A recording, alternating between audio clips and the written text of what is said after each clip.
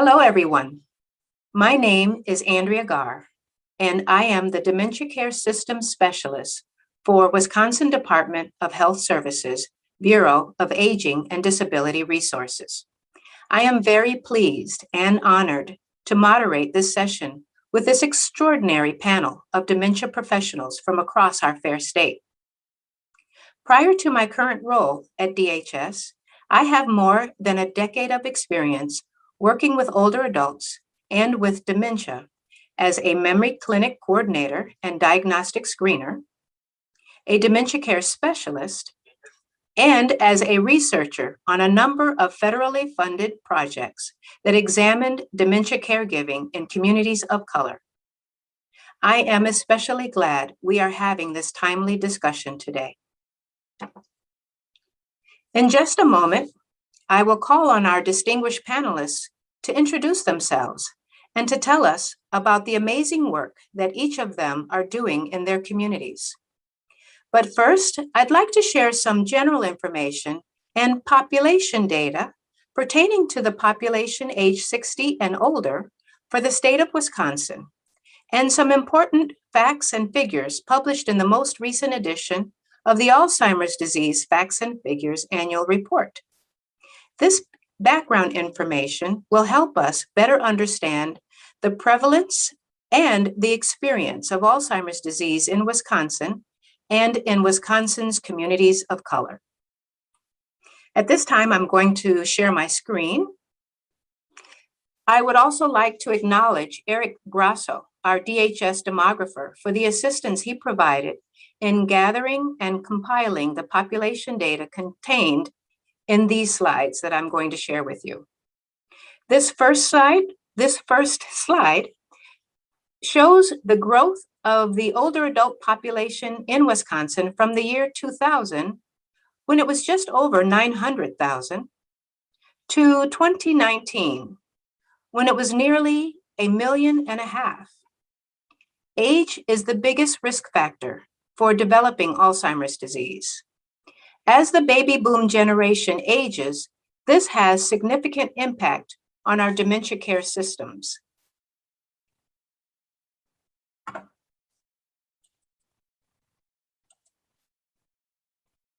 This next slide shows both the numeric and the percentage growth of adults age 60 and older in Wisconsin. If you look at the bottom of this slide, you will note that while whites are the largest segment of this population at more than 441,000 people, Hispanics, noted at the top, are the fastest growing, with population age 60 and older increasing by 272% between the years 2000 and 2019.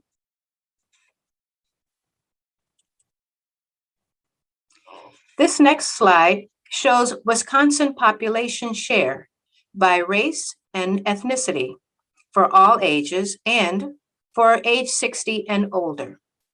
Let's focus on our population of older adults in this state. As you can see from this slide, whites age 60 and older make up 92% of the state's older adult population, the vast majority. All other ethnicities combined make up the other 8%. But what is also important is the distribution of the older adult population in Wisconsin. This slide uses the terms metropolitan and non-metropolitan. 69% of all older adults in Wisconsin live in a metropolitan area. Looking at distribution by race and ethnicity, we note that 98% of African Americans age 60 and over, 85% of Hispanic, and 88% for Asian live in metropolitan areas in Wisconsin, as compared to 68% for whites.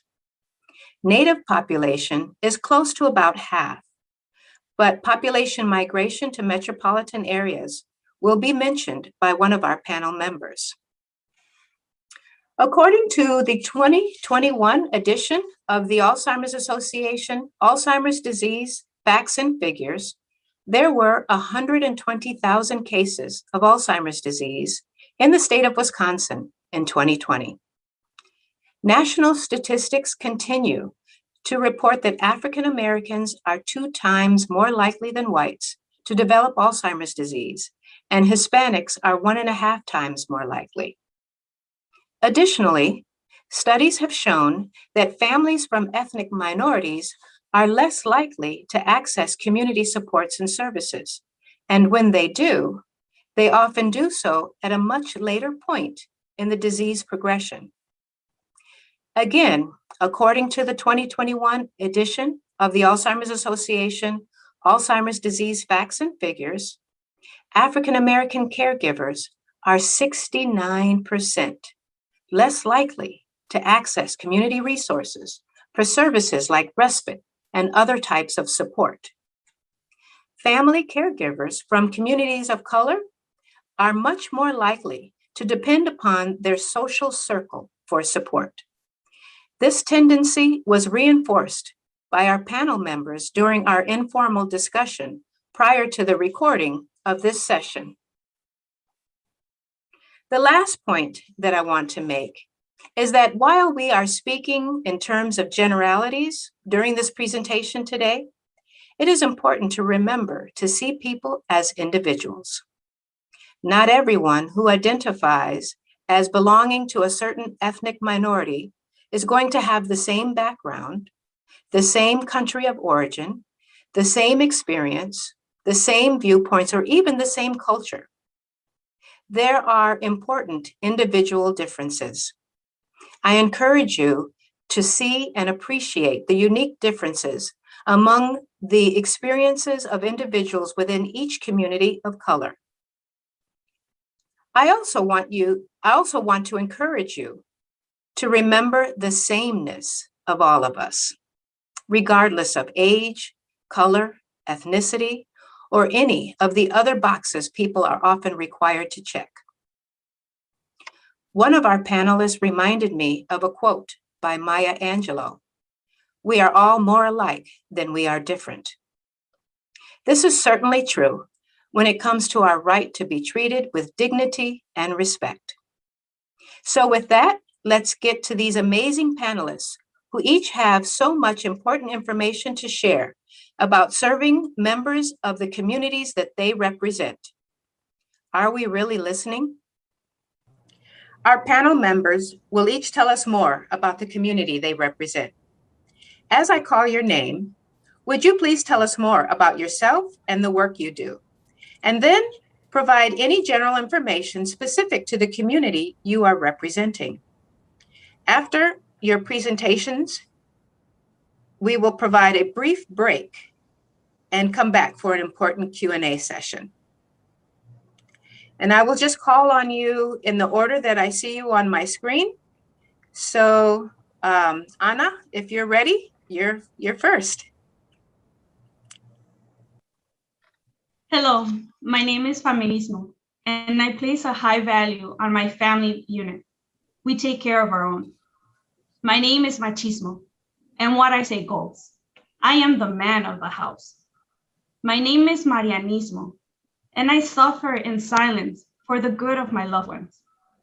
My name is Espiritualismo, and I have a connection with the higher being. My name is Filio, and it is my duty to take care of my loved ones, even if it means to put myself aside. Hi, my name is Ana Bernal. I am the registered nurse at the United Community Center, Latino Geriatric Center in Milwaukee. What I just introduced are some of the cultural values within our Hispanic community. I want you to take into consideration that the information that I'm providing to you today is generated from statistics from the Alzheimer's Association and by my own personal experiences as a Mexican-American healthcare provider serving the Hispanic community, of which consists of more than 25 subgroups by country of origin. The Wisconsin Department of Health Services reported that Hispanic Latinos are the second largest and fastest growing minority, racial, and ethnic population in Wisconsin. There are nearly 1 million people in Milwaukee County, Of those 1 million people, over 126,000 are Hispanic, and 85% of the county's Hispanic live in the city of Milwaukee. Bill Novak from the Wisconsin Journal stated that 90% of Latinos live in urban counties. However, Latinos living in some rural counties have increased dramatically. Currently at our clinic, we see primarily Mexicans and Puerto Ricans, as they account for the highest number of Hispanics in Milwaukee. What I will mention today will carry the risk of overgeneralizing this large community because there is diversity within our diversity. The reason that at our clinic we focus on Hispanic Latino population is because they are 1.5 times more at risk than their Caucasian counterparts of developing Alzheimer's disease or other related dementias, and may develop symptoms 7 years earlier than non-Hispanic whites. As we know, age is one of the major risk factors of Alzheimer's disease. And according to the Alzheimer's Association, Hispanics are projected to have the longest life expectancy of any ethnic group. By the year 2050, the average lifespan of Hispanics will be 84 years old. 33% of Hispanic Americans reported discrimination when seeking healthcare for Alzheimer's disease. This is in part due to social and environmental disparities, lower levels of quality education, lower levels of literacy, higher rates of poverty, greater exposure to adversity, increased risk of chronic conditions that increase the risk of Alzheimer's disease, such as diabetes and hypertension, and misdiagnosis due to language and cultural barriers. The United Community Center noted that there was a need in our community when it came to providing culturally and linguistic competent services to our elder Hispanic population in regards to dementia care. In 2007, the United Community Center partnered up with the Frederick and the Medical College of Wisconsin, the Alzheimer's Association, and the Wisconsin Alzheimer's Institute to develop what is now the Latino Geriatric Center, of which includes a community-based memory clinic, an adult day center, and senior center within the heart of the Hispanic community. In 2019, the Latino Geriatric Center Memory Clinic added the mobile component to its clinic services. This was to increase the capacity of the current dementia home and community-based service system for Hispanics in the greater Milwaukee area in order to promote appropriate healthcare, safety, independence, and quality of life for Hispanic adults who are at risk or who have dementia, and to provide support and education for their family caregivers. As of 2020, our bilingual multidisciplinary clinic team makes use of telehealth services and education to the community by eliminating the barriers associated with coming into a clinic for an appointment, such as ability to travel, limited clinic schedules, or access to dementia care specialists that provide services in their language. As the Alzheimer's Association stated, the diversity of this large group, ethnic group, with its tremendous variation in origins, generational experiences, native versus English language, and acculturation must be considered. And the United Community Center is dedicated to continue to provide culturally and linguistic competent services to our elder Hispanic population while maintaining cultural humility. Thank you. Thank you very much, Anna, for that important information. That was great, really. Next, we will have Stephanie Houston from the Wisconsin Alzheimer's Institute. My name is Stephanie Houston. I'm a senior outreach specialist with the Wisconsin Alzheimer's Institute Regional Milwaukee office. Our regional Milwaukee office was established in 2008 by a WAI founder, Dr. Mark Sager, and has since been led by our director, Gina Green Harris. Our office draws upon the expertise and the resources of the University of Wisconsin. Here in Milwaukee, we see the community as an asset and a partner who guides our work and inspires our outreach programs to deliver culturally appropriately Alzheimer's disease-related resources and services. As a part of today's panel, I will be sharing my experience of working with individuals and families in the African American, or consider the Black community. African Americans are 2 to 3 times more at greater risk for Alzheimer's disease and related dementias compared to non-Hispanic whites. It's the 4th leading cause of death of older African Americans. African Americans tend to be diagnosed later in the stages of the disease or go undiagnosed compared to whites. This leads to increased financial burden, particularly on women caregivers who have to leave the workforce early to provide care for their loved ones. It increases emotional strain and burden on family members. It impacts the family's ability to plan appropriately for their loved ones. And it causes families to feel overwhelmed due to lack of knowledge of community resources for support. The Wisconsin Alzheimer's Institute Regional Milwaukee office focuses on health equity and community engagement, and it's centered into 5 mission areas: community outreach, professional education, advocacy, service, and research.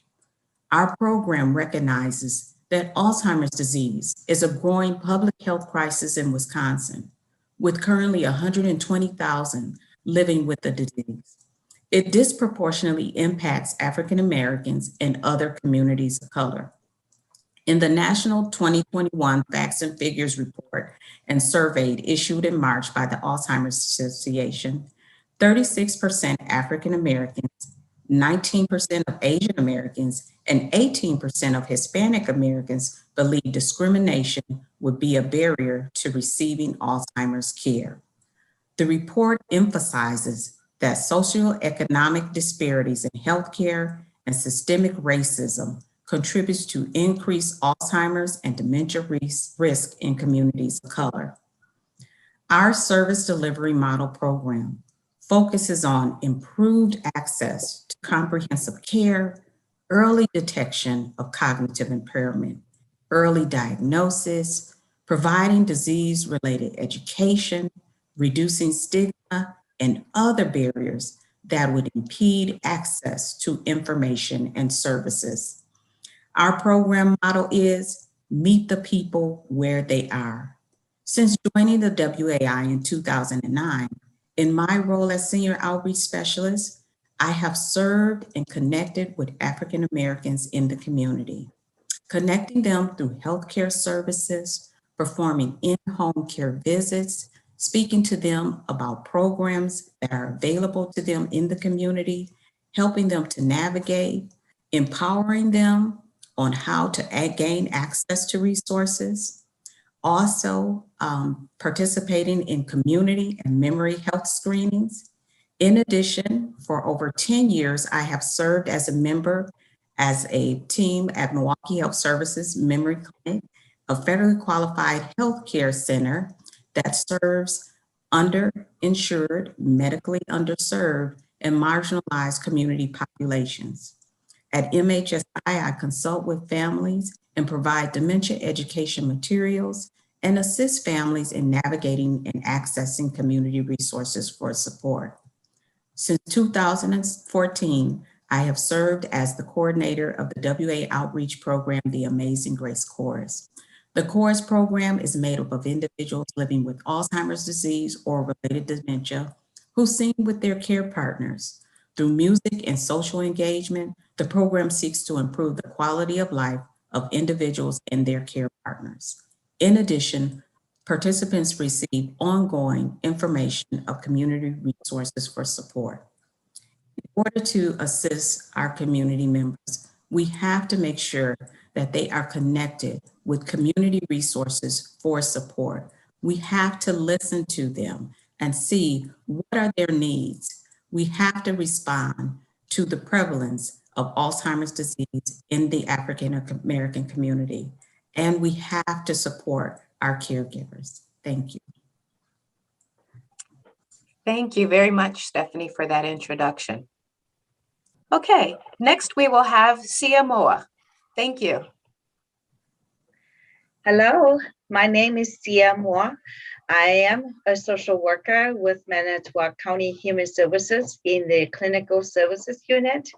I am a clinician, mental health clinician, been working with the department for the past 20 plus years in mental health outpatient setting, working with both Caucasians and the Hmong communities. I'm gonna be speaking from the lens from the Hmong families, individuals, ties into mental health, stresses, overwhelms, trying to get services for individuals, but yet not understanding the symptoms, not understanding the services, what's available.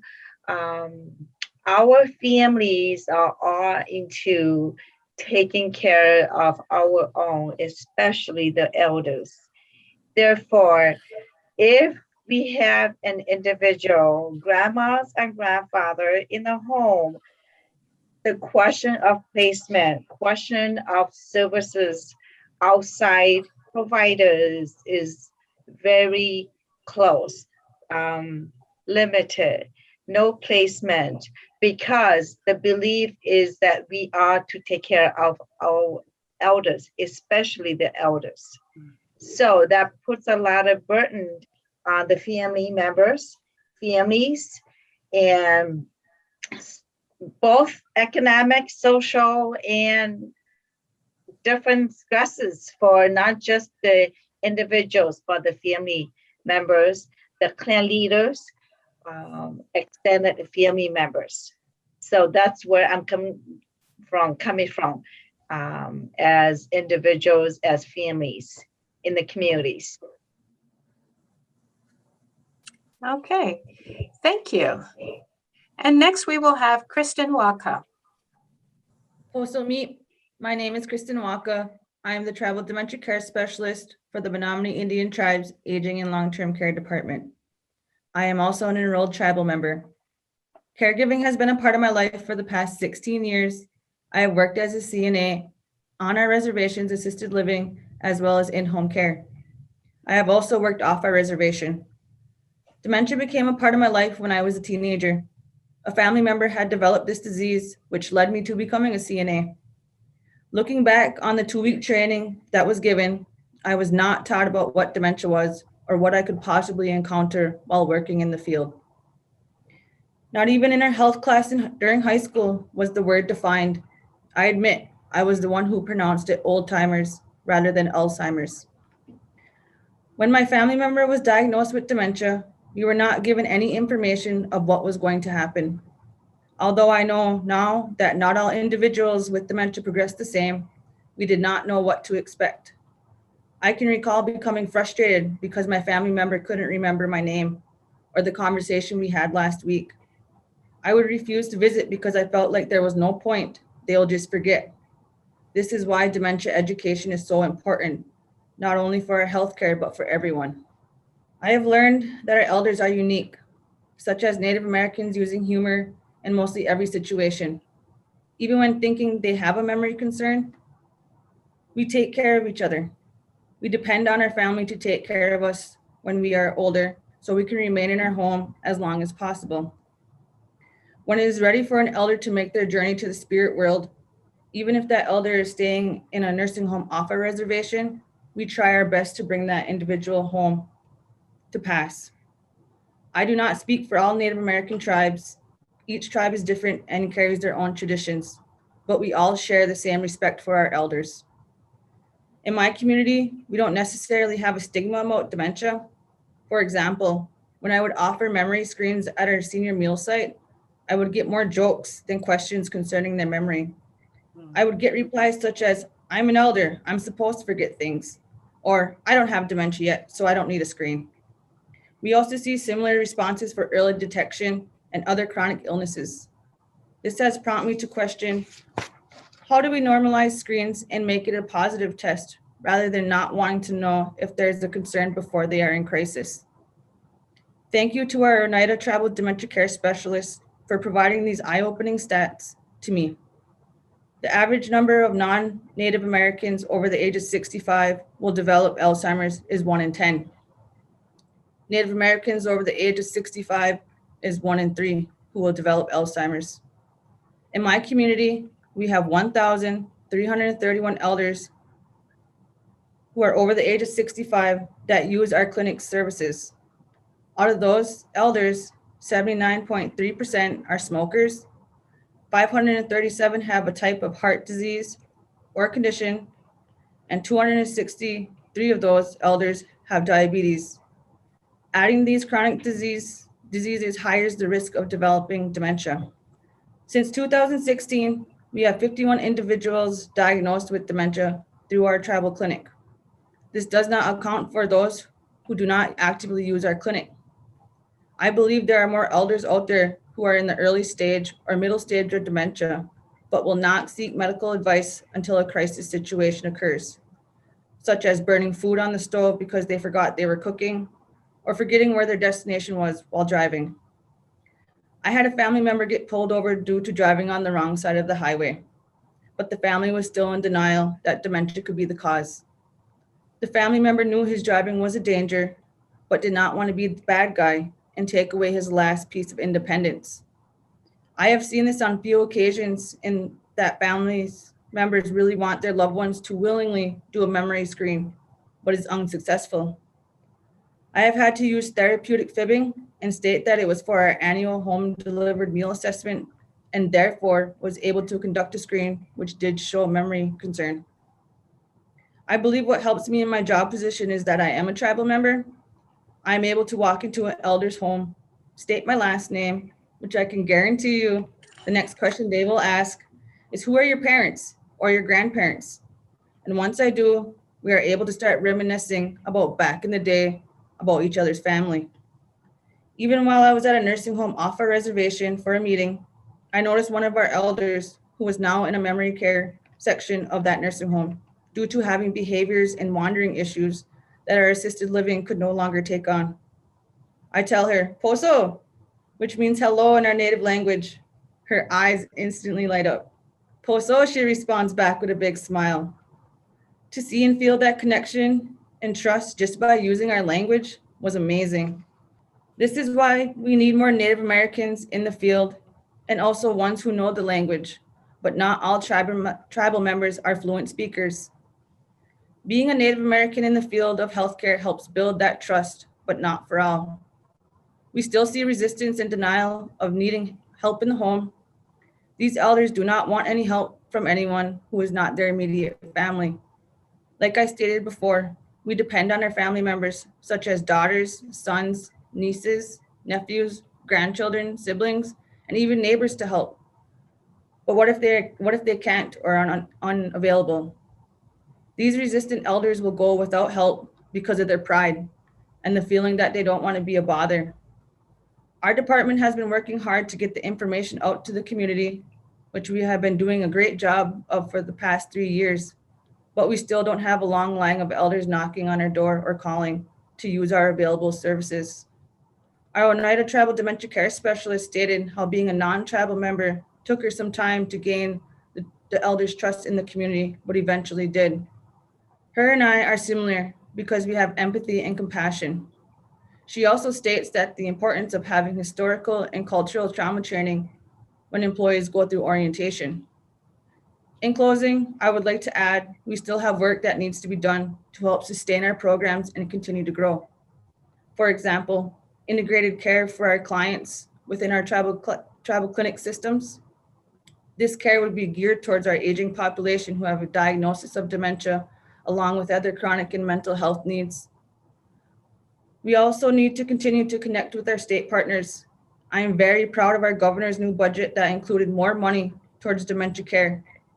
This would benefit our other tribes who are currently cannot provide a dementia awareness. It is my hope that all 11 tribes throughout the state of Wisconsin will have their own tribal dementia care specialist due to every tribe's specific needs. I would like to say Matt Triwanan, which means a big thank you to the Alzheimer's Association for allowing me to speak on behalf of my tribe and Native Americans. Thank you, Kristin. And thank you to each of you, Anna, Stephanie, Sia, and Kristin, for your presentations. I have learned a lot already. And so I'm very excited for the next segment of this session.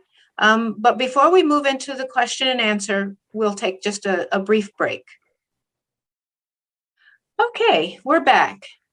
So for the next hour or so, we will spend some time in a question and answer format. And while I do have a few questions that I've prepared, trying to anticipate some of the things that our audience might ask if we were live, I want to encourage each of our panel members to also feel free, if a question comes to your mind during this discussion, feel free to present that question to any one of your fellow panel members, or also feel free to contribute information with regard to the community that you're representing on that same question, if I don't happen to call on you. So what I'd like to do at the beginning of this is, during your introduction, Anna, you use several terms that I'm familiar with, having worked with the Latino community, but some of our audience members may not be familiar with.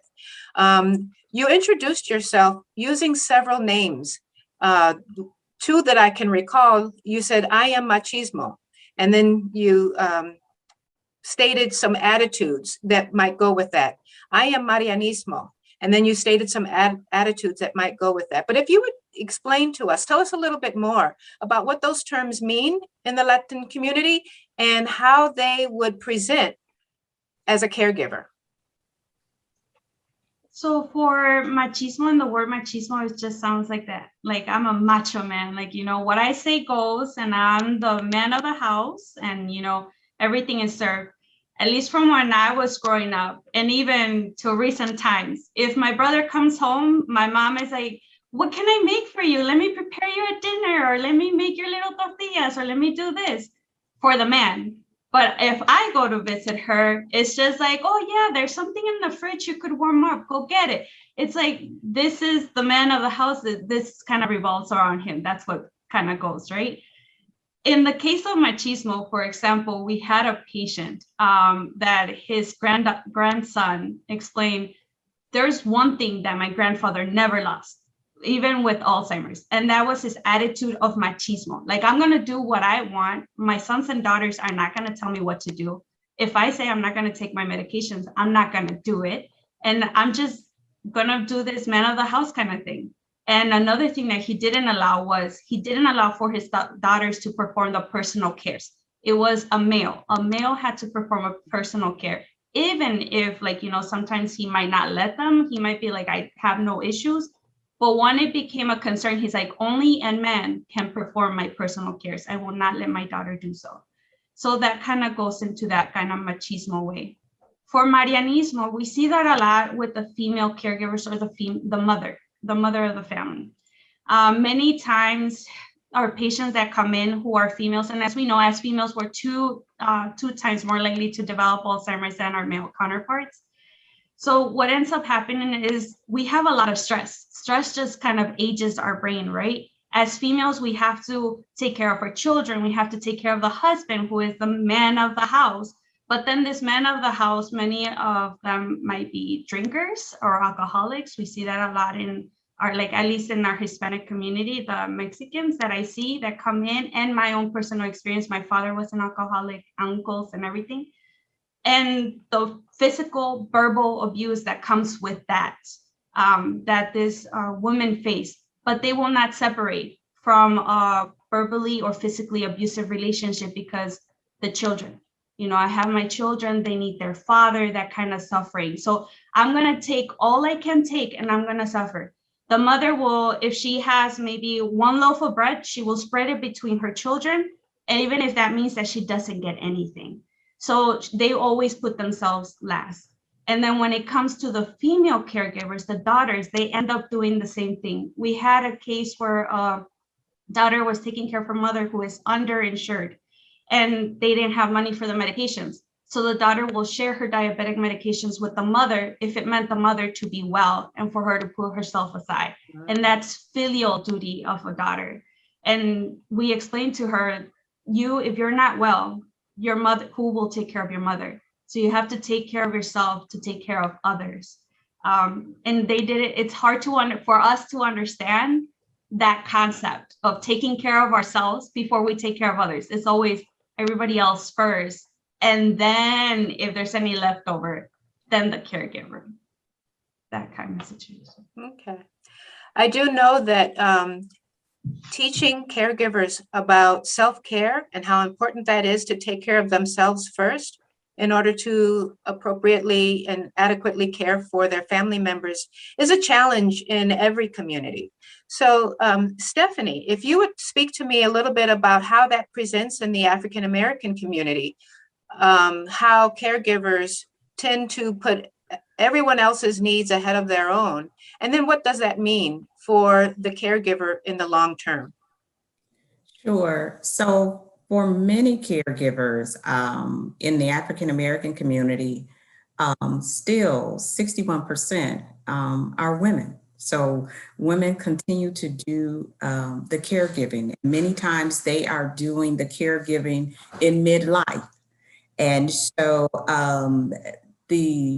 many times even though they're doing the caregiving, they don't see it as a burden.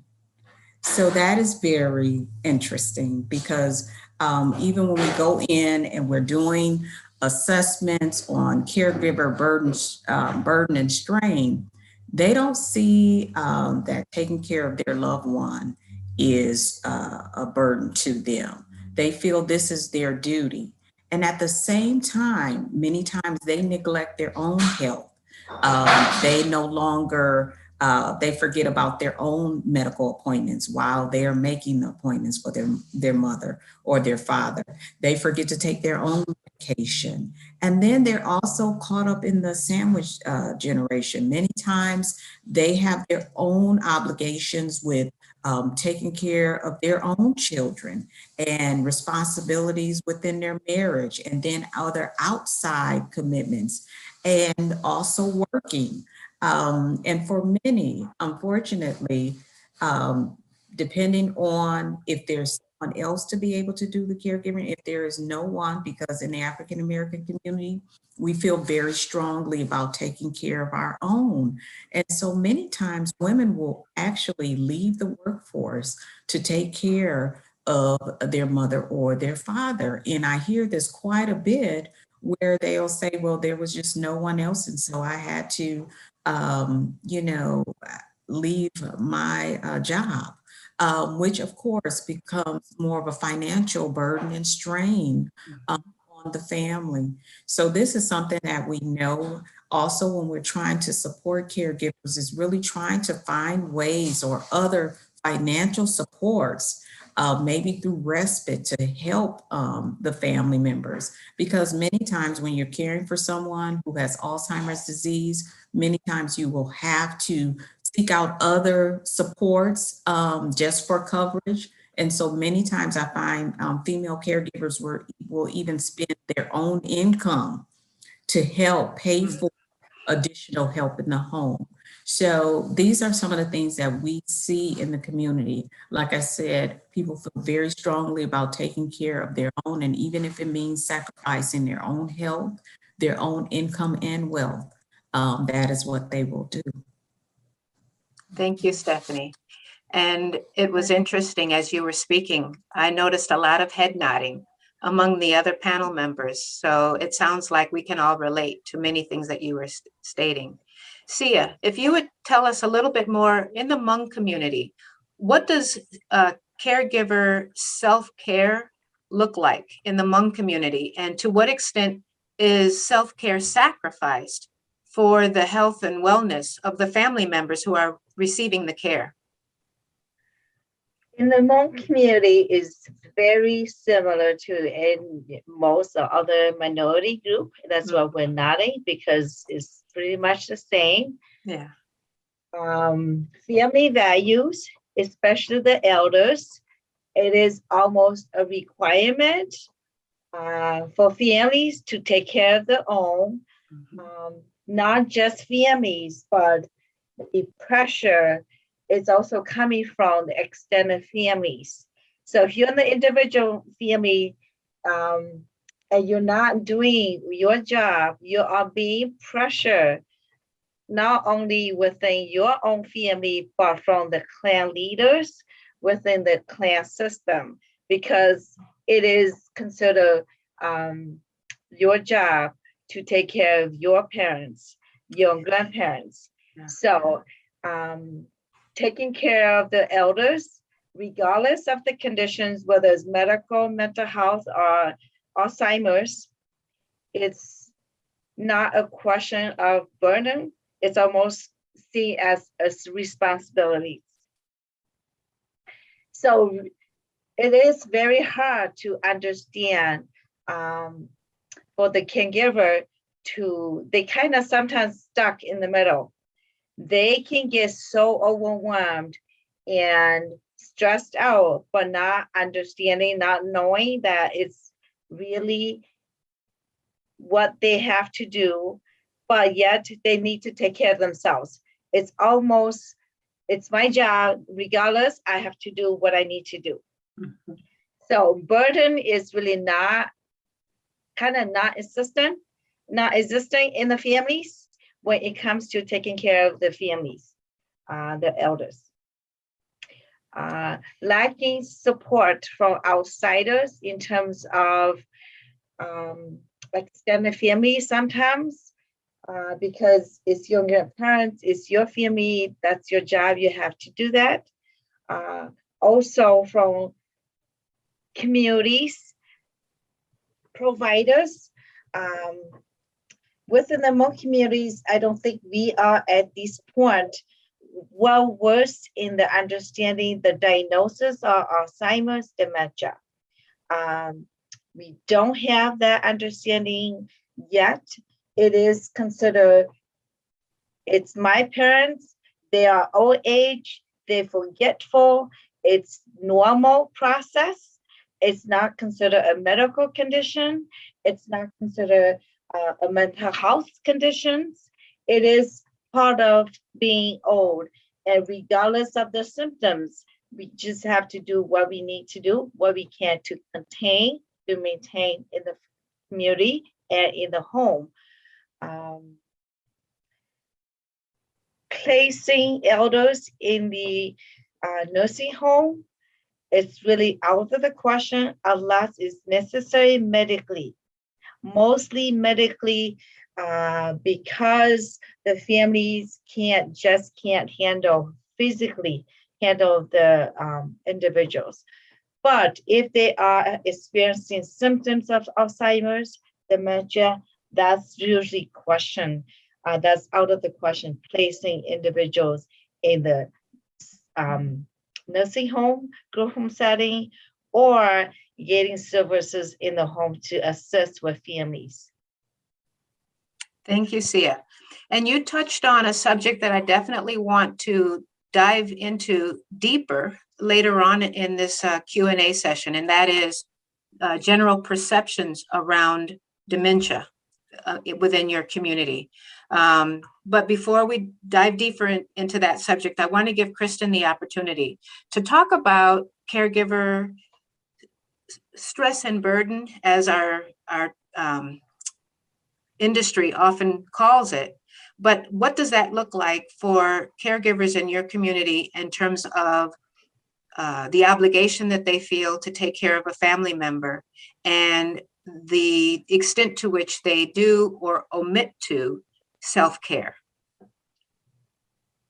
Yes, we see this a lot in our community. Like the other panelists said, that when we grow up or we're taught that this is what's automatically going to happen. So what we see a lot is that caregiver guilt, that they don't want to bring other individuals into their home because that's not what they were brought up to think. We don't have, hold on, let me see how I can say this. We have local resources that provides free in-home care, but is limited. It's not, it's probably, you get like an hour or 2-3 hours a week. We have caregivers looking for more than that, but do not want to look at long-term care services because they just don't think that's what they want. They think that's, that's the ending point for their individual, which isn't the truth. We're trying to they need to understand that we're trying to keep them in their home as long as possible and give these available resources. But like I said in the introduction, they feel like they're a burden. They feel like they're a bother. That's why we know that there's elders out there and caregivers that need this help. I had a wife who refused our help. Her husband started to wander, and we told her about the importance of having us come in because she wasn't getting sleep at night. And she said, no, I do not need your help. I will ask my family for help. And, we never heard from her from then.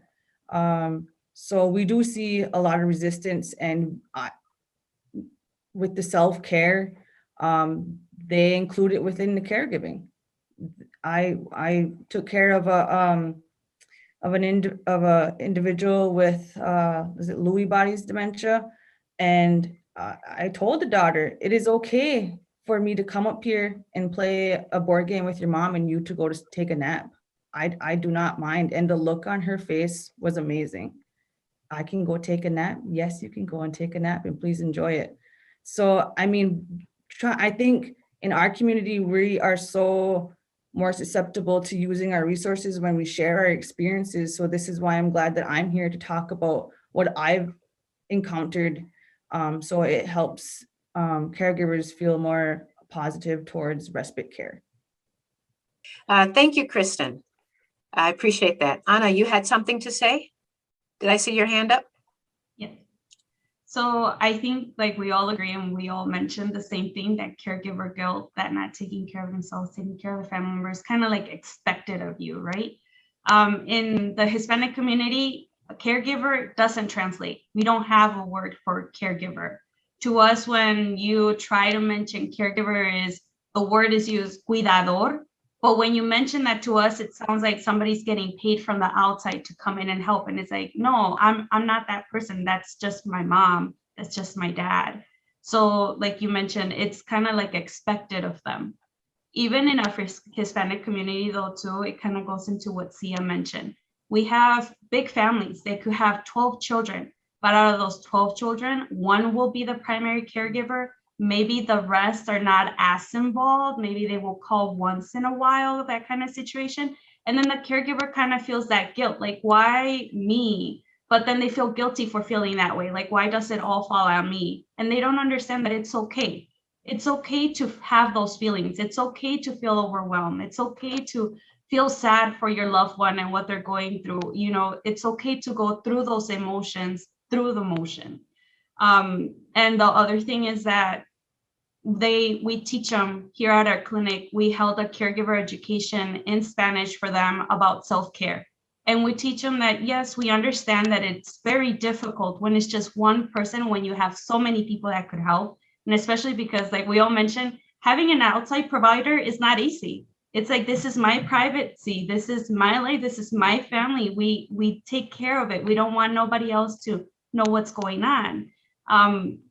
And when that happens, is like we explain to them, maybe try to talk to your siblings instead of, because I know that many of us might have like, but it's your fault and it's this, and you need to do this, you need to do that. And why can't you do this? And it's all you emphasis. So we teach them to change that into an I statement. I feel overwhelmed. I would like some help in this way, to talking to their loved ones, because not everyone sees dementia as a loss, but dementia technically is a loss. You're going through a loss of losing a loved one from their independency, losing that autonomy, to now seeing them that they need more help. And you personally are experiencing a loss from, you can't do everything that you used to do before. And like Houston mentioned, the family, there's a sandwich generation. You have children, you have your spouse, and sometimes it just gets so overwhelming that they have to understand, maybe some could just help out financially. Maybe the other ones could take them to church one day, that kind of thing. But little by little, explain to them, just let them process the information so that everybody could come in together. And that's what we're trying to do, because there's no word for caregiving. There's no word for that. It's our duty to do it. It's expected of us. I still want to get deeper into perceptions, but Anna, if you can share with us before we leave this topic, what are some strategies that you have found that have worked well in terms of encouraging caregivers and family members to explore the different levels of care or assistance that they can provide even if they're not the main caregiver in the family. You mentioned financial or helping take their family member to church on Sundays. What are some strategies that you've used in the past that were successful in gently and successfully encouraging these other family members to engage? So one of the things, going back, even when you have a large family, when there's one primary caregiver and everybody's not that involved, the primary caregiver is the one doing all the medical appointments, but everybody wants to put their spoon in. You're doing this wrong. You should be doing this. You should, but they're not there to help.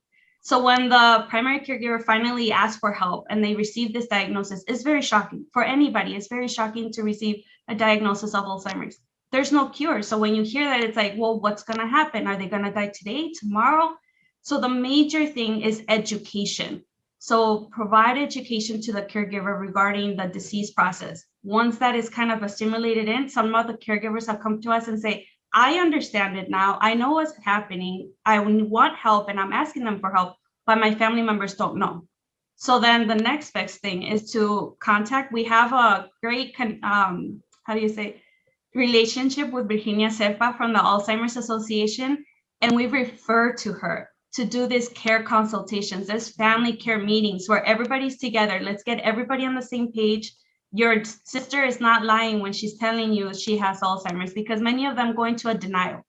They're like, no, my mom doesn't have it. It's my sister. She's crazy. You know, she's just making things up. She just doesn't want to take care of mom or dad, that kind of situation. So let's get everybody together. Let's get everybody on the same page. Let's try to see, okay, what are you what are you able to do? What are you able to do? And let's divide the work.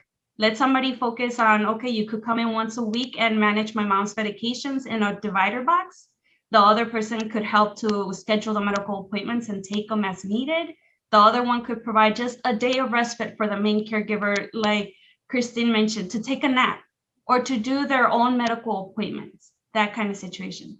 The other thing that helped out a lot was the memory cafes, caregiver support groups.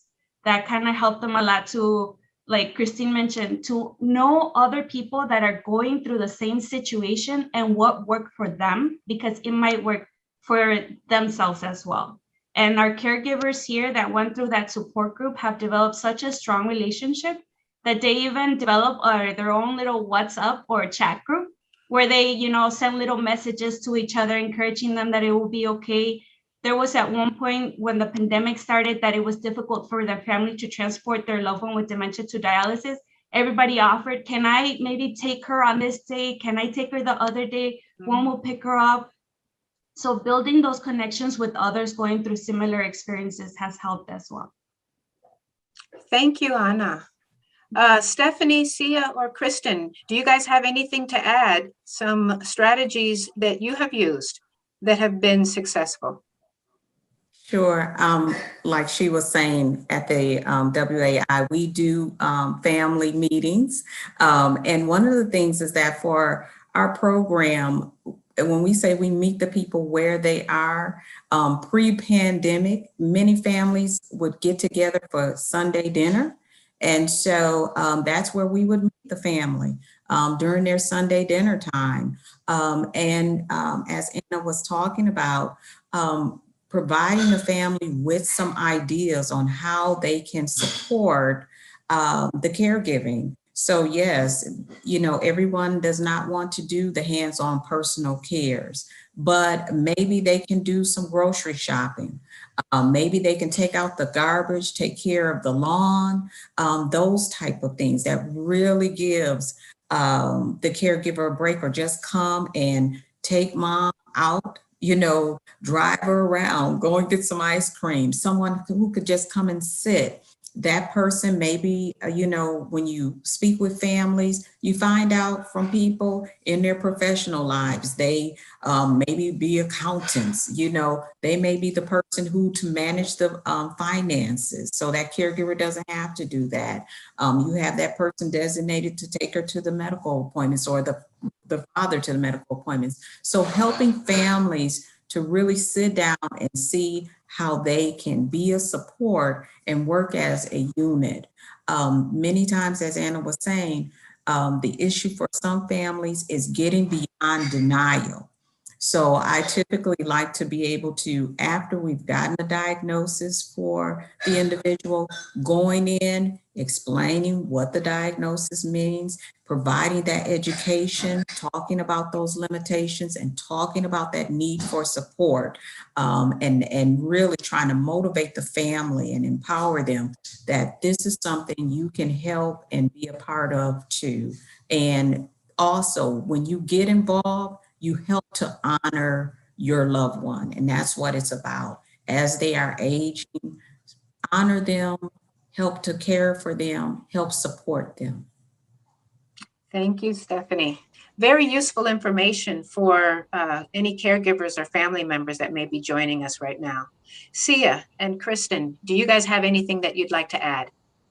Yes, and I'm talking again from the Hmong communities, from families, and the smaller communities in Manitowoc, with from Hmong families, and I think most communities, we don't have the education yet, don't understand yet, not formally diagnosis. Many individuals go under diagnosis, or not even get to the clinic, not even get to the doctors.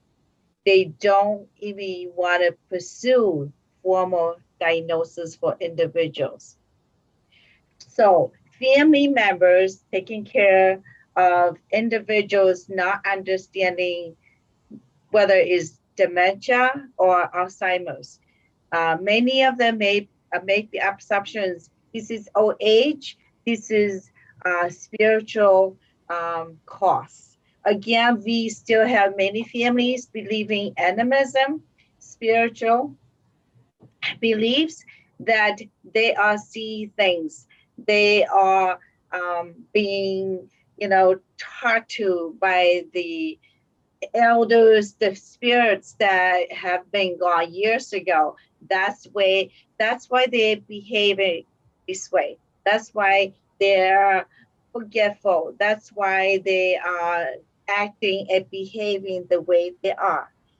Rather than get them to the doctor and be, checked out to rule out medical causes. And that's the conflict right now. That's what's going on in the Hmong communities. I don't think many families are understanding or even assuming that this is maybe Alzheimer's, this is maybe dementia. So lots of education needs to be in the communities, in the Hmong families. My role here as a mental health clinician, working with individuals, families, whether it's my clients and the communities, we have a family program we call used to before pandemic. We have it's called Family Ties. We have elders, mostly ladies, again, participants, come to this group. We have meals for the elders once a week. So we talk about different topics, from safety to Alzheimer's, OWIs, you name it, providing education for families so they understand, well, may not be spiritual cause. This may be Alzheimer's. This may be dementia. Rather than, well, we need to seek spiritual shaman because he or she is acting this way. So understanding the roots of the problem is still a concern in the Hmong families. We don't have families, especially elder generations. Now we have kind of like two generations understanding differences. The younger generation will understand the word dementia, Alzheimer's, some of the symptoms, but not maybe willing or able to communicate to their parents effectively. So if they have to care for their elders, it's different than their parents now. They're not going to put up, they're not going to take care of the parents or the elders. They are more likely to seek out services outside of placement. So then we have conflicts within the generation populations and the families. in the communities, because the younger generations feels like this is too much for me, too much for my family. I can't handle it. My American way or my normal reaction to is I need to place them in a different setting. Then, comes down the clan leaders, the elders say, what are you doing? This is not the way, this is not the right thing to do. So there have been some conflict within the families, generation differences. This is what I'm seeing in the Hmong communities. So we don't have like a center yet for Hmong families to go to get services especially for Alzheimer's or dementia clients. We do have Gashia House in Madison, and that's mainly for mental health services, mental health services for Hmong elders to go to, kind of for the elders to get to know each other, have fun, enjoy each other, participate in different programming, but that's mainly mental health setting, not Alzheimer's or dementia, centers geared towards these individuals or to assist families. All right, thank you, Sia. Kristin, do you have anything that you'd like to add on this topic? Yes, I'm just gonna say I love all your guys' positive your positive answers, but I don't see that happening in my community. I've been in this position since 2016, and individuals still don't know that I'm here. Individuals still don't understand. I've had probably throughout them years, I probably had about maybe 5 caregivers and families come to me wanting information. So I'm still seeing that resistance. I still am. I'm trying my best to figure out, like talking about the memory screens, how do we make this a positive? How do we tell them that a memory screen is just like getting your blood pressure? We're so nervous of what the diagnosis is going to be. We're so nervous to hear about what's going to happen in the future. I remember when my family member told me that it's basically watching your loved one deteriorate. And that scared me. It really did. But you need to hear that. You need to help prepare yourself. And that's something that I think that my community needs to learn. And we're slowly getting there. We're slowly making our community dementia friendly. But I hope it's not just my community or my tribe. Kristin, what have you noticed is the general perception around Alzheimer's and dementia? And what is the level of stigma that is attached to those terms in your community? I think it's a lot of this, I'm going to get it anyways. I'm an elder, I'm 80 years old. What do you think? I mean, I had another person take a memory screen, and he said, well, I already know I'm going to fail. I'm 82 years old. And I'm like, okay, but it's still good to at least get checked. No, I don't need these results sent to my doctor. So just seeing how they're just so set that this is supposed to happen. So they see it as something inevitable and attached to old age. Which I like to share a table, what is normal aging versus dementia. So I love to share that with individuals, and it's an eye opener for our elders and our community members. Thank you, Kristin. For the other 3 panel members, what would you say is the perception around Alzheimer's and dementia and the level of stigma attached to those terms in the communities that you represent? For me, for the Hmong communities, I don't think stigma is an issue. It's lack of understanding, because they love the elders. And we are supposed to take care of the elders, regardless whether they are having Alzheimer, or dementia. It's just not understanding, not having the diagnosis, not knowing the symptoms. But I don't think we're going to have stigma regarding that, perceptions. Stephanie or Anna, do either of you want to address this question? Sure, and I can understand Kristen's feelings. When we first began our office, people did not want to talk about Alzheimer's disease at all. The stigma around it, to be very frank and honest, was that the person was going crazy. And so people did not want to feel as if someone thought they were crazy. And so that was heavy stigma in the community. It was something that people were not talking about. And we had to look and take a different approach. What people were talking about were the other conditions that are risk factors for Alzheimer's disease. They were talking about high blood pressure, diabetes, high cholesterol, heart disease, obesity. So they were talking about all these other things, not realizing that they were actually talking about risk factors for Alzheimer's disease for African Americans in the community. So we actually began talking first. And actually, let me say this, before we started talking, we also surveyed and we had to listen to what the community actually knew about Alzheimer's disease or related dementias.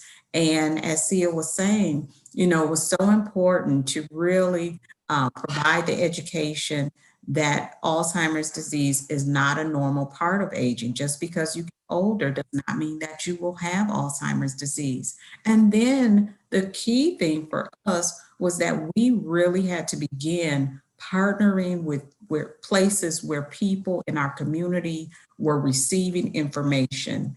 And that took us directly to many of our faith-based churches in the community, where we would do presentations around brain health.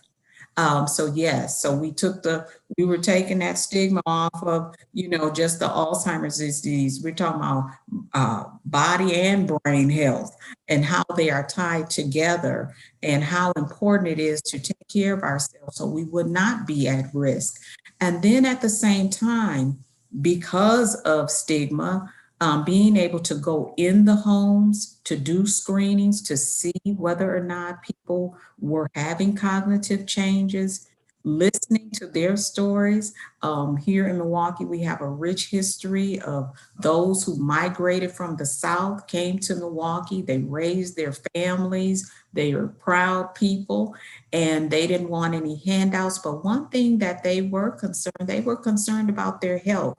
So we wanted to make, through our in-home assessment program, make it easy, remove those barriers, talk to them. After they told us their story, we told them the story of our WAI Milwaukee office, and that there was a geriatrician who was concerned about people who might be in the community having cognitive changes and not reaching out for health care. So they told us their story, and then we had an opportunity to share with them and say, hey, we know someone, and would you be willing to see someone about some of the changes that you are having with memory?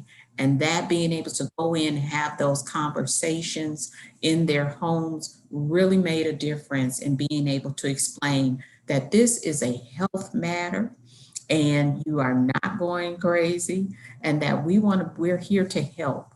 And yes, it has been a long road in the community. So I do not want you to take Kristin that this is easy. Matter of fact, some people's response was almost like with Alzheimer's disease, it was like you could catch it or something. And so we really had to begin make it where people felt comfortable to actually talk about Alzheimer's disease and dementia in the community. But when we first started out, without our director, Gina Green-Harris, there weren't many who were talking about the disease due to stigma. So I just wanted to add that.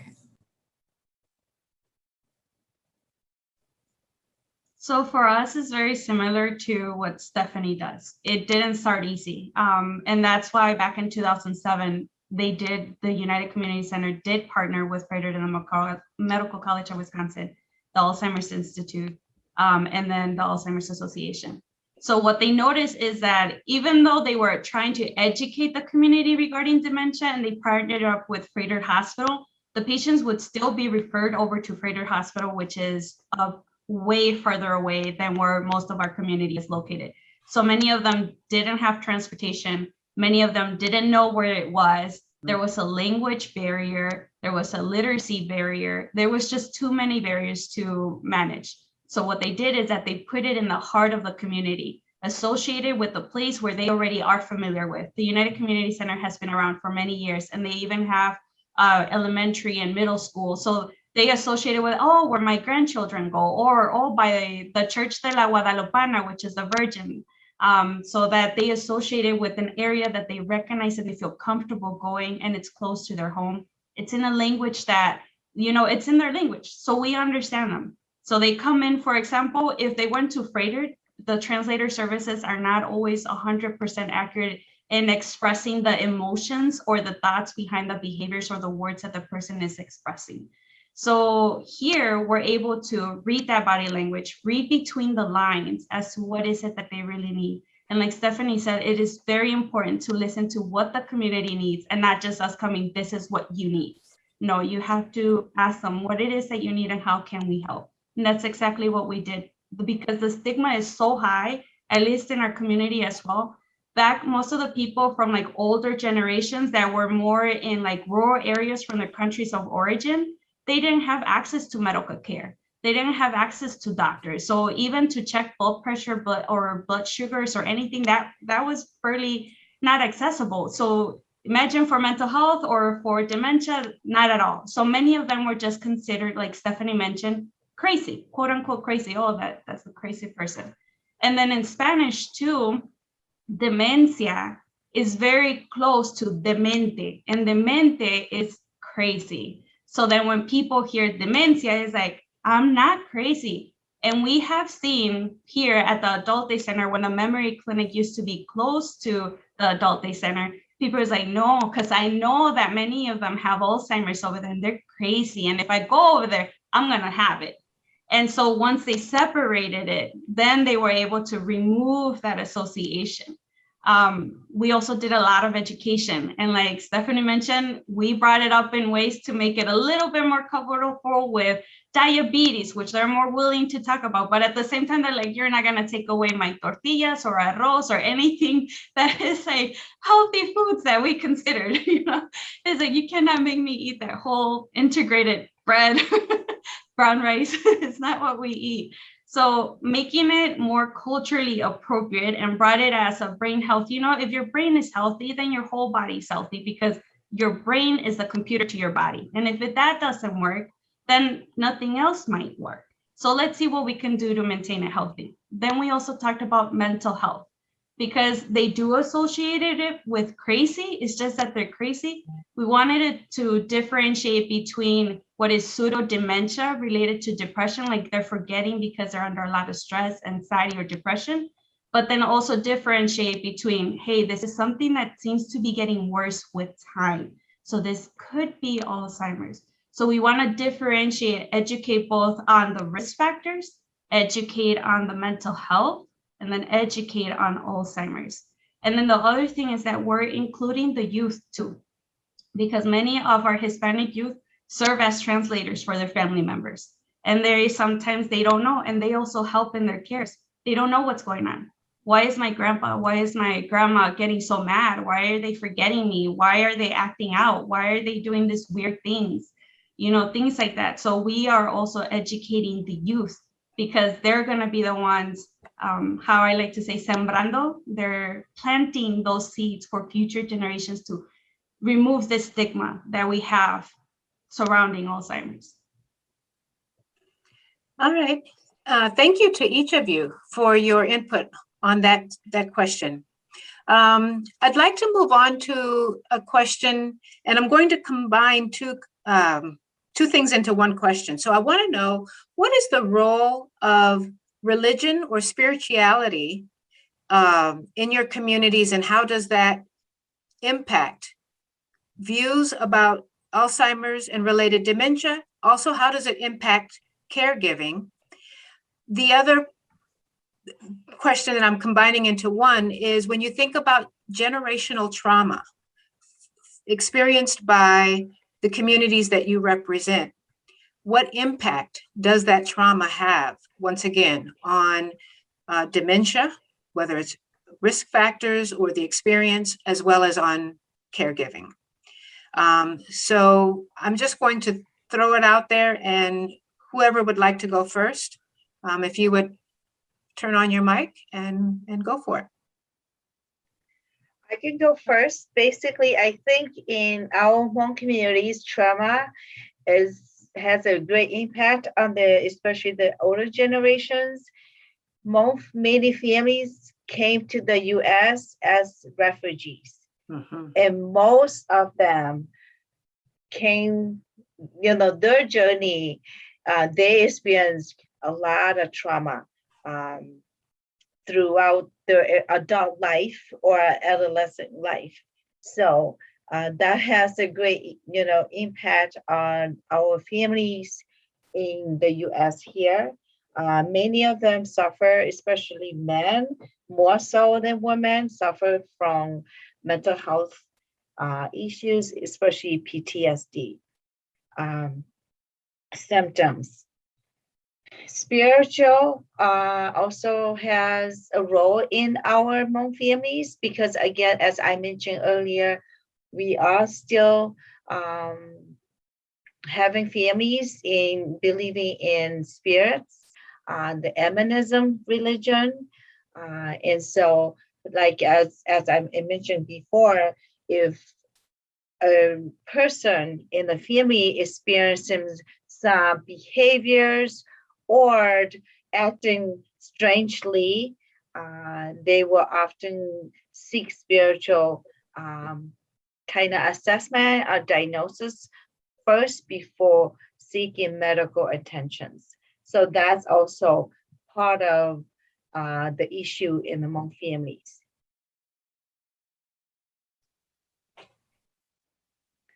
I can go next. So when we talk about generational trauma in my community, it goes back to the boarding school days. Yes. And so we have a lot of our elders who were resistant to learning the language, resistant to wanting to grow their hair back, resisting to wanting to go back into our traditions.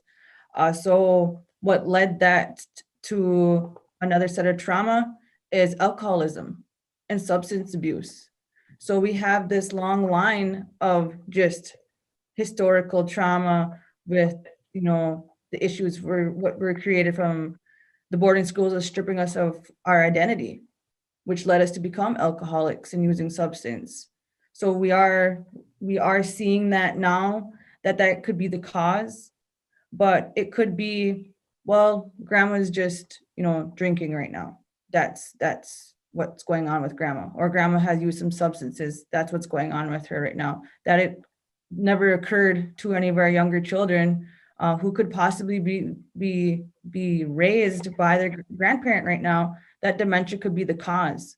So when we spoke before about making sure our youth is educated, because we have such a high population of grandparents raising grandkids right now, that they would help be our indicators in reaching out to making sure that we would be able to give them the resources or give them the information that this could possibly be happening, that it's just not because of what we've been through throughout history, or because of the things that they have put in their body to make them the way that they are now. We rank lowest out of the 72 counties in Wisconsin in poverty. So it's very discouraging when you don't see a whole lot of individuals that want to live this healthy lifestyle, that this is who we are. This is, when you see in movies that, Native Americans are alcoholics, that's not the truth. But I mean, when you look at the numbers, that could be right. So when we talk about this, we really need to educate our younger population of making these changes, because we see a lot of elders, well, I was put through this when I was growing up, so I'm entitled to do this. I'm entitled to live like this. I'm entitled not to accept a diagnosis. So that's what I'm seeing within my community. Okay. Thank you, Kristin. And I know this is, or it can be a difficult topic to talk about. So just want to honor that. Anna or Stephanie, do you guys want to say anything about the role of spirituality and historical trauma? Sure. When it comes to historical trauma for the African American community, goes back to slavery, to the discrimination, segregation, the fight for civil rights, the impact that it has had on African Americans as a people, physically, mentally, emotionally.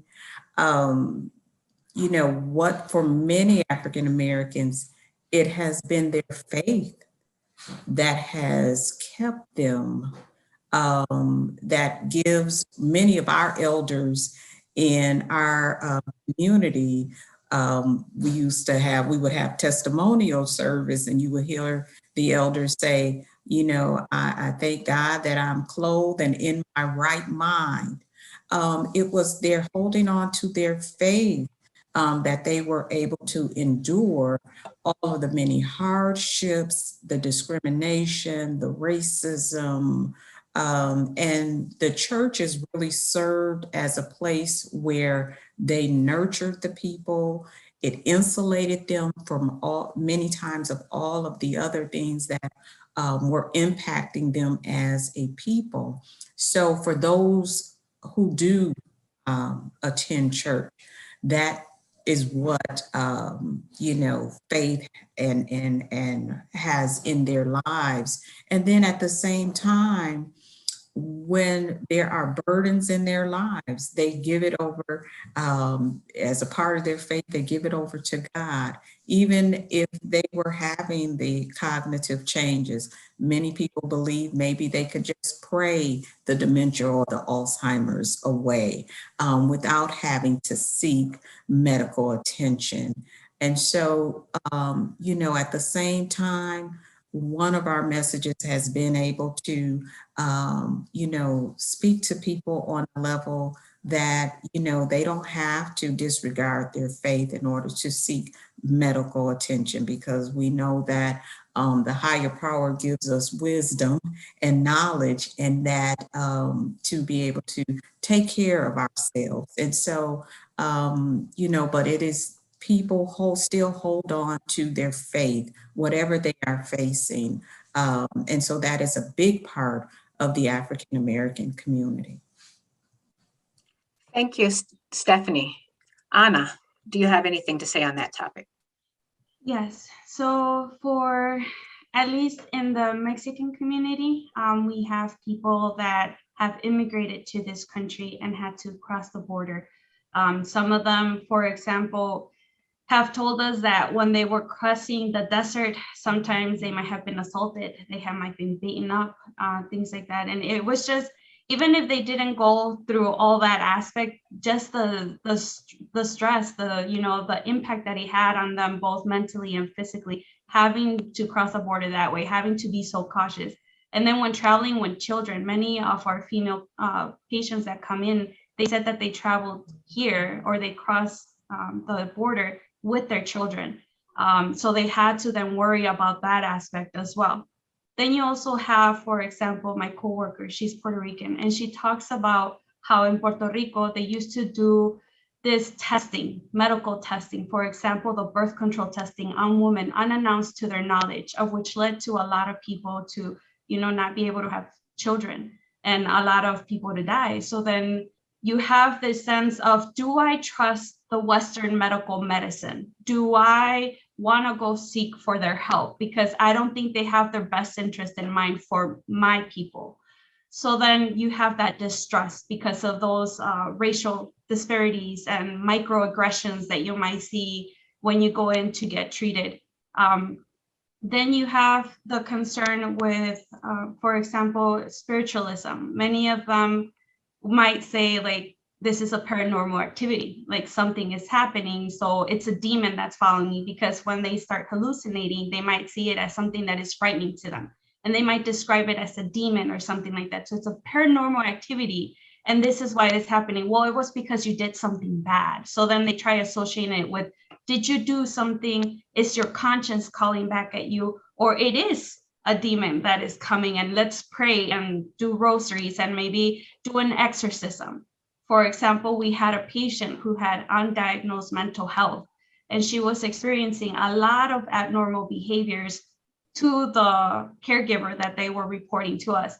And they're like, well, I don't know why she's being like this. I know she forgets, but why does she have all these behaviors that the bird is talking to her? And the bird told her to throw him with the cage down the stairs, or feed him tamales, or feed him, things. And why is she killing the birds? Because they're telling her to do it. So this kind of situation, she had this undiagnosed mental health, but when she was younger, all of this was seen as paranormal. So let's exorcise her. And the exorcisms didn't work. So let's go to a curandero, which is like a shaman in Mexico, where they do cleansing to see if that would work. So that kind of plays a role. It's starting to pull away, but people are still going more the natural route. So they go to a naturalist. What can they give me? Something more natural, because the Western medicine is just going to get me sicker. They give me something to make me sicker, and then something for that sickness, and then something for that. So I think that all plays a role. But then, like my coworker did say, we do have some elders that is like, they see a white coat has power.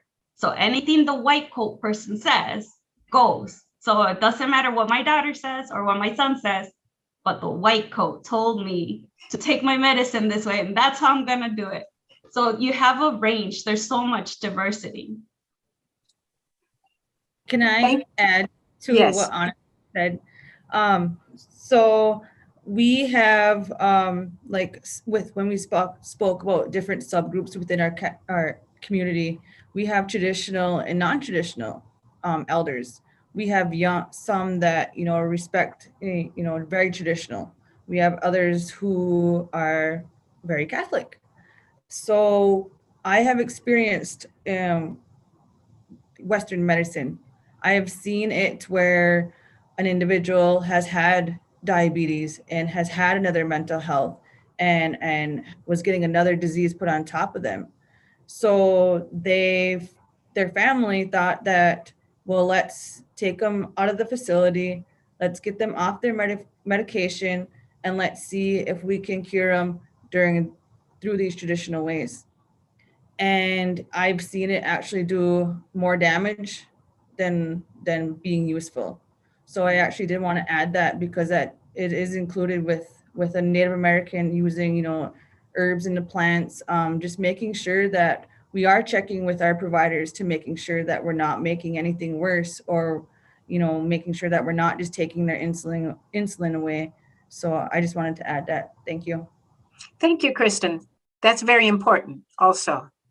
And I noticed a lot of vigorous head nodding when I think it was you, Anna, was talking about the natural distrust that some members of our community have for the healthcare system in general, due to past historical abuses that have been wagered against the communities that we are representing today. And then just a word of explanation to our audience. I combined those two topics into one question only in the interest of time. But religious views and spirituality are an important topic. So is historical and generational trauma. And in an ideal situation, we would have been able to fully explore those topics as two separate questions, but only because we are getting close to the end of our time for this segment of this presentation, I combined them because I wanted to make sure that we had an opportunity to talk about them both. So this last question that I have is a very important one. And I would like to provide an opportunity for each one of you to tell us, what are the resources that are available in the communities where you live for the population that you are serving? And only because you are first top left on my screen, Anna, I'm going to begin with you and then move across the screen. So Anna, if you'd like to tell us about the resources that are tailored to the Hispanic and Latino, Latinx community that you're serving in the South Side of Milwaukee. So I am very proud and privileged to be able to work with the United Community Center and be able to give back to my community, be able to provide that cultural humility back into the services. And that's what we do here at the United Community Center. We meet the people where they're at. We offer adult day center services. We offer senior center services.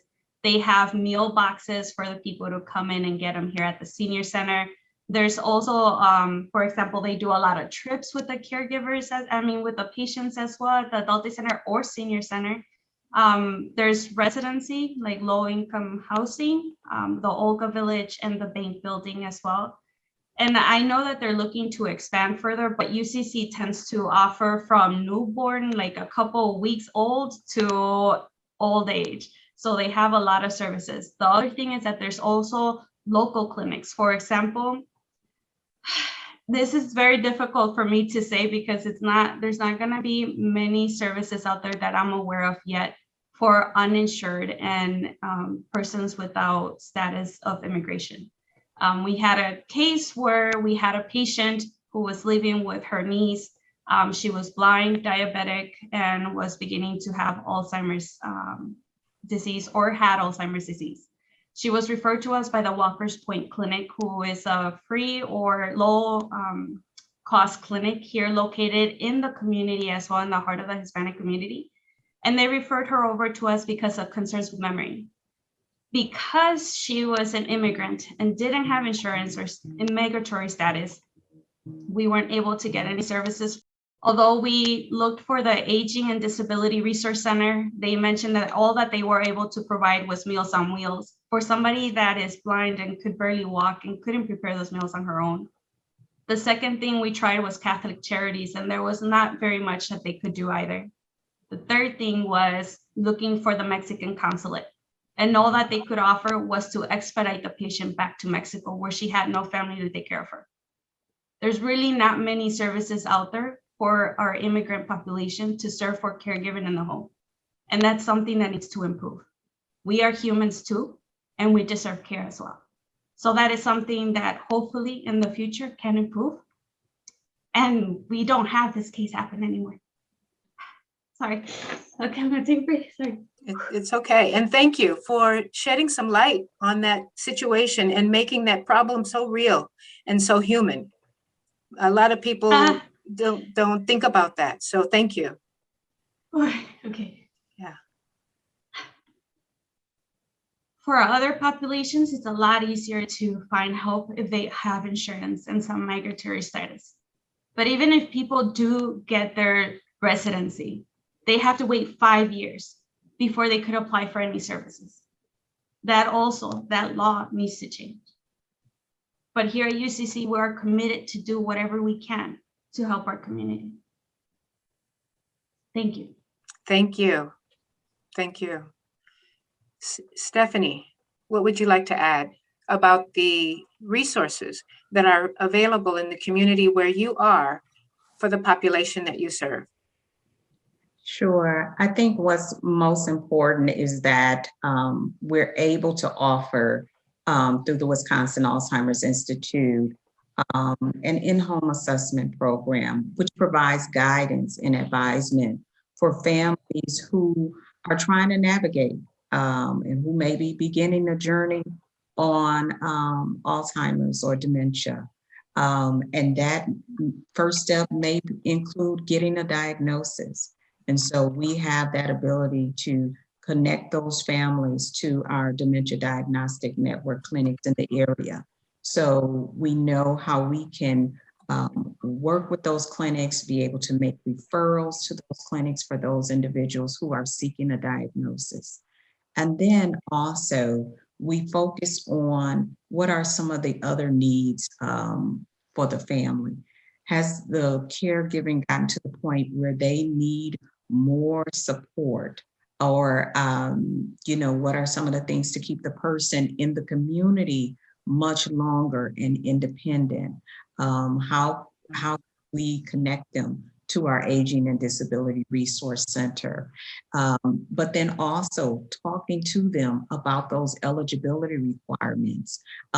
Many families still, they need the information on how they, before they even approach these organizations, do they meet the eligibility requirements?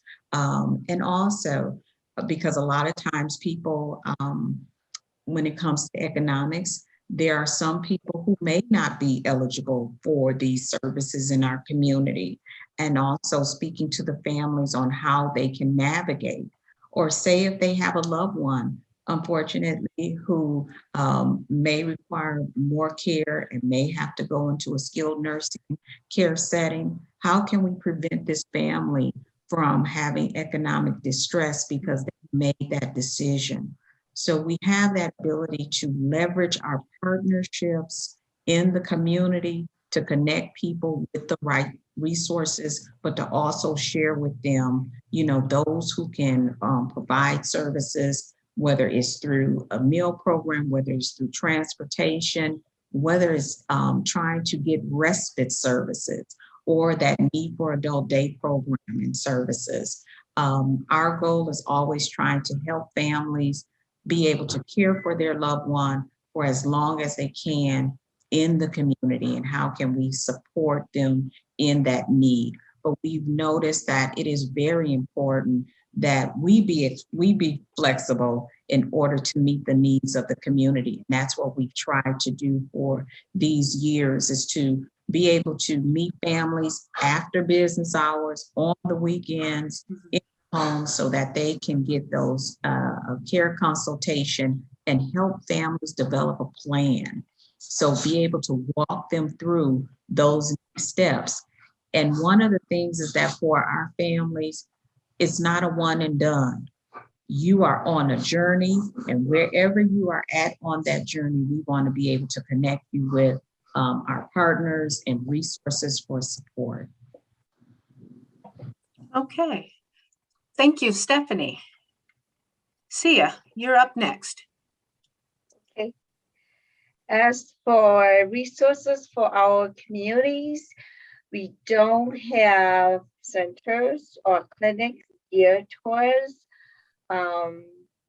Where in the state are providing- you located, Sia? We're in Wisconsin, Manitowoc, Wisconsin. Okay. Manitowoc. Okay. It's a smaller community, so we don't have centers yet that's geared towards handling this group of people or clientele. We do have personal care, like home care services provide for families. These are providers that are culturally, they are home owners. So some of the workers are home nurses or staff, but these are all, again, medical related issues, not necessarily Alzheimer's or dementia situations. From Human Services, we do have bilingual staff. Myself as a clinician, and my role is to work with families, providing education to families, elders, community members in various topics. So to work with them as far as caretakers to take care of themselves, providing them the educations, the resources, encourage them to seek out medical attentions, assessment, treatment, work with providers to provide bilingual staff. And we do have, at the clinics, we do have bilingual staff, sometimes interpreters for families. But as we all know, interpreter services is not 100% when it comes to interpreting for families, but we do have interpreter available for most agencies and medical clinics. And so that's available in Manitowoc. But as far as specific services geared towards Alzheimer's, dementia, culturally sensitive, appropriate, it's not available yet in our community. And I would assume in a lot of home communities in different areas as well. Okay. Thank you, Sia. And now, Kristin, if you would let us know about the resources that are available in your community And I know that you are a DCS to the Menominee tribe. So if you can speak to us about your tribe, and then to the extent that you are aware, what services may also be available to the other tribes in Wisconsin, but of course, speaking as a representative of the Menominee Nation. Go ahead. So the Tribal Dementia Care program started in 2015. We've had troubles trying to sustain a dementia care specialist. So when I came aboard, there was only 3 of us throughout the state. So now we have 5. So our hopes is to keep growing and growing and growing, because we need to make this, the information that we provide is cultural sensitive. So what our jobs are is, building the program, building that awareness, trying to create a dementia-friendly community that is specific to our own tribe. It is hard because we are basically growing this program and trying to create it ourselves without no assistance. So what we've been doing is, trying to get our memory cafes off the ground. I know myself and the Oneida tribe have struggled with participation. It is difficult to try to get individuals to accept that they have memory concerns. We are lucky to have senior centers where we are able to host these events, but yet they still don't want to attend. So we are trying to go from different avenues of how to provide this information to our elders, that this is the services that we do have. We have offered in the past a free lunch along with free play to our casinos, so which has actually gotten pretty good response. But unfortunately, with the pandemic going on, it makes it a little bit more difficult to deliver these services in person, because a lot of our elders don't have the technology or the Wi-Fi connection due to being in a rural area. But what we do have is our aging department, which added on our long-term care department. I believe we have over 120 clients on their program. We actually have our own assisted living, which is a 12-bed. So when I spoke in the beginning regarding the over 1,000 elders that we do have, we are in need of more services to provide this care in our own community. We see a lot of individuals who are very resistant to sending our individuals off reservation, to not being comfortable sending them into a non-native environment. So we don't really have a lot of options of memory care units. They are very selective, so which leads our elders to not want to use any of our services. We have seen elders who have been denied, assistance due to eligibility, which therefore leads them to not want to use any of our services. So it is very difficult. Like I said, our elders are unique, so we have to try to tweak the information that we are giving. So when we do deny an elder for, say a gas fill or assistance with a light bill, we're able to refer them to 2 other programs within the community now, which has been very useful for us. We also utilize our Menominee Tribal Clinic, which has been expanding throughout the years, and actually where I started my healthcare passion. So they have a diabetes coordinator, nutrition coordinator. Probably our best resource for our elders is our community health nurses, who go out into the home and help them with, their medication or wound changes. In our department, we actually have an elder support program. We have 2 very awesome CNAs who will go out into the community and assist with shopping, transportation, and even visiting. So we need to expand them programs once our elders realize that this is something that they need. When we speak to the elder population, they see that there is a need. They see that this is something that they want, but they do not want it right at this time. So our goal is to try to get into the homes, to educate, to have these elders want these services before they are in crisis. All right. Thank you. And thank you to each of you for your contributions on this panel. It is tremendously evident to me that each of you are doing the work that you do because of a passion, that it's not just a job, but that it's a calling. And so I thank you. I want to provide an opportunity for any final comments or additions before we close. Anna, do you have anything you want to add? So thank you, Zari. So prior to that, I wanted to add two things. I wanted to talk about our memory clinic and what we do. How we met our community was because we were able to add that mobile component that Stephanie mentioned. We were able to meet the persons in their homes. We were able to not only see with our eyes what was the safety risk, what were the limitations, what are they still able to do, but we're also going to take the perspective of the patient themselves and also the perspective of the caregiver. So we get more of a global view as to what's really happening. We're also able to then and there at the home provide some safety recommendations regarding any false safety hazards that we may see, any wandering behaviors, any interventions that we may assist with. We also refer them to Katie's Closet, which is it's a place where they're able to rent equipment and then provide it back. We partner up with the Alzheimer's Association for the respite program, for any other scholarships that they may have available for the caregivers, for education, for webinars, for any of that. Once the pandemic hit, we weren't able to provide those mobile assessments anymore, and we needed to go virtual. So everything to telehealth.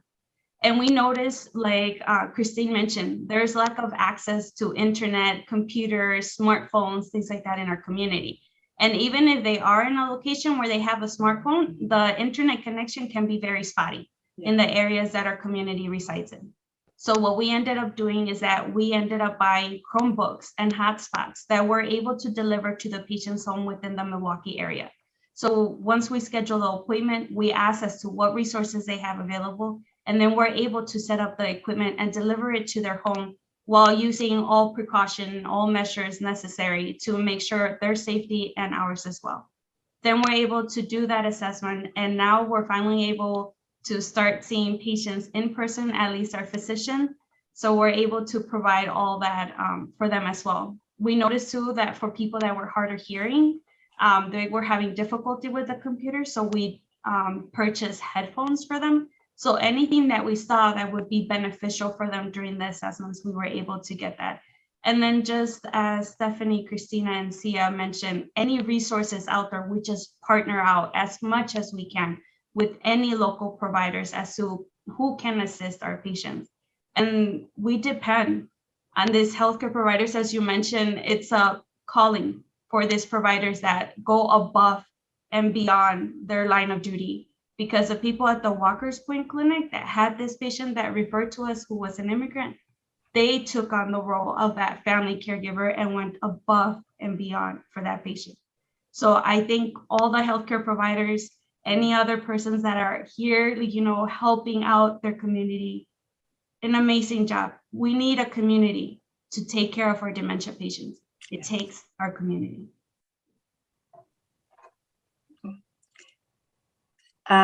Stephanie, I know that you had some additional comments you wanted to make. I did. I just wanted to say too, when we encounter families, being able to provide information about Alzheimer's disease and also techniques on how to care for individuals. But one of the things is that the Wisconsin Alzheimer's Institute has partnered with the Alzheimer's Association for many years, and they have a wealth of education programs for caregivers. So we try to make sure that caregivers are connected so that they can take advantage of the education programs as well as the support groups. And then also now in the pandemic, the virtual activities that are available online, and people can also call in. So being able to share those resources with families and continue to connect them is so important. I do want to thank the Alzheimer's Association for allowing me to be a part of this panel and amongst these amazing women and the work that they are doing across the state. Thank you. Sia, do you have any final comments? I just want to share that with our Hmong families. They are very receptive to services outside to help support the families.